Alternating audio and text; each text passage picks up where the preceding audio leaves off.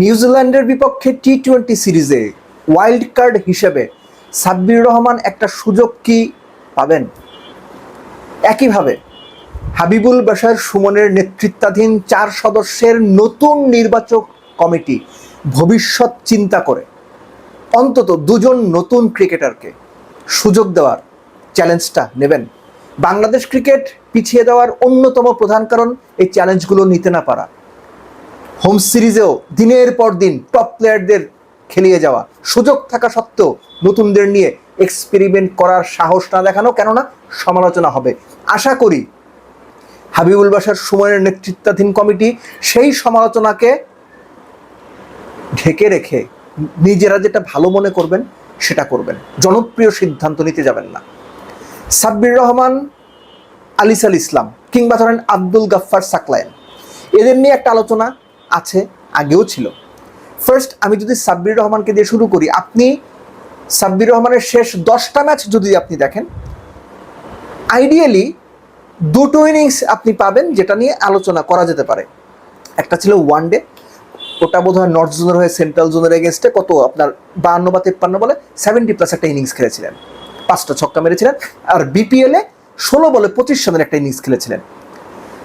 সাব্বিরের যে বিষয়টা, 34 বছর বয়স, তার যে অধারাবাহিকতা, ইনফ্যাক্ট বাংলাদেশে বেশিরভাগই তো অধারাবাহিক, কিন্তু যে ওয়াইল্ড কার্ড হিসেবে চিন্তা করা, সেটা নির্বাচক কমিটি করবেন কিনা এটা তাদের কল।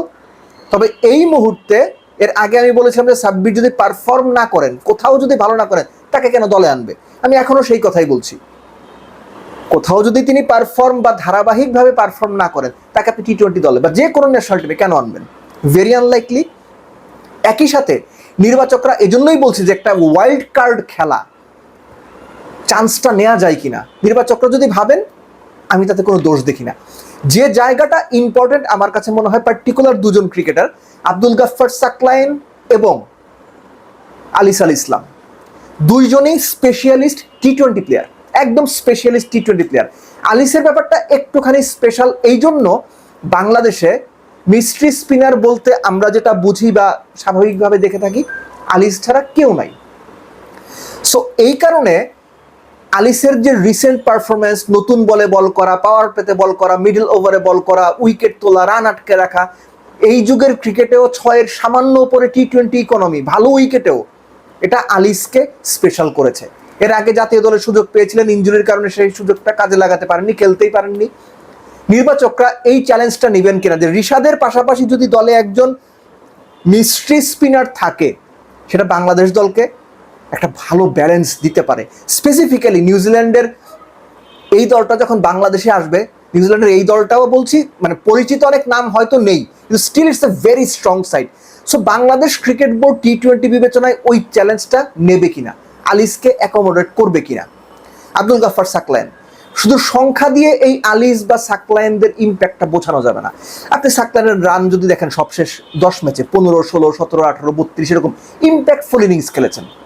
সবশেষ 10 টি-20তে বোধহয় সাকলায়েন 13 উইকেট পেয়েছেন। কিন্তু সাকলায়েনের যে ভ্যারিয়েশন, সাকলায়েনের যে অপোনেন্টকে আটকে রাখার সামর্থ্য, সাকলায়েনকে অনায়াসেই যে 4 ছক্কা মারা যায় না, সাকলায়েনকে চাইলেই যে একেবারে 20-22 তোলা যায় না, এটা সাকলায়েন প্রমাণ করেছেন, অন্তত ডোমেস্টিকে বিভিন্ন সময়। সো নিউজিল্যান্ডের বিপক্ষে এই সিরিজটা আমার মনে হয় যে হাবিবুল বাশার সুমনের নেতৃত্বাধীন কমিটির জন্য একটা চমৎকার সুযোগ সামনে আসছে, যে তাদের যে ভিশনটা, নাদিফ চৌধুরী কিংবা নাইম ভাই, নাইম ইসলাম, তারা তো মোটামুটি রিসেন্ট টাইমেই ক্রিকেটটা ছেড়েছেন, তারা ক্রিকেটটা নতুনভাবেই খেলেছেন, নিজেরাই খেলেছেন।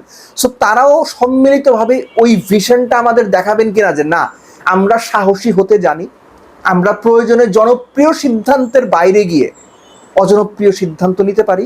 একই সঙ্গে হায় হায় হেরে গেলে কি হবে, দর্শক সমালোচনা করবে, মিডিয়া তো শোয়াই দেবে, ধুয়ে দেবে, এই চিন্তাকে একদম উড়িয়ে দিয়ে বাংলাদেশ ক্রিকেটের জন্য ভিশনারি একটা সেট আপ নিয়ে যদি তারা কাজ করতে পারেন, অন্তত আমি তাদের বাহবা দেব।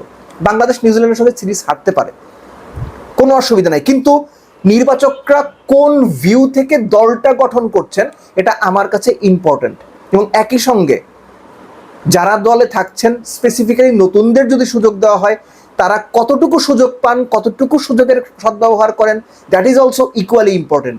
এক্সপেক্ট করবো যে নিউজিল্যান্ডের বিপক্ষে হাবিবুল বাশার সুমনের নির্বাচক কমিটি কিছু সাহসী এবং চমৎকার সিদ্ধান্ত নেবে, যেটা ভবিষ্যতের জন্য বাংলাদেশ টিমের প্ল্যান, ভাবনা, সেটার একটা রিফ্লেকশন থাকে।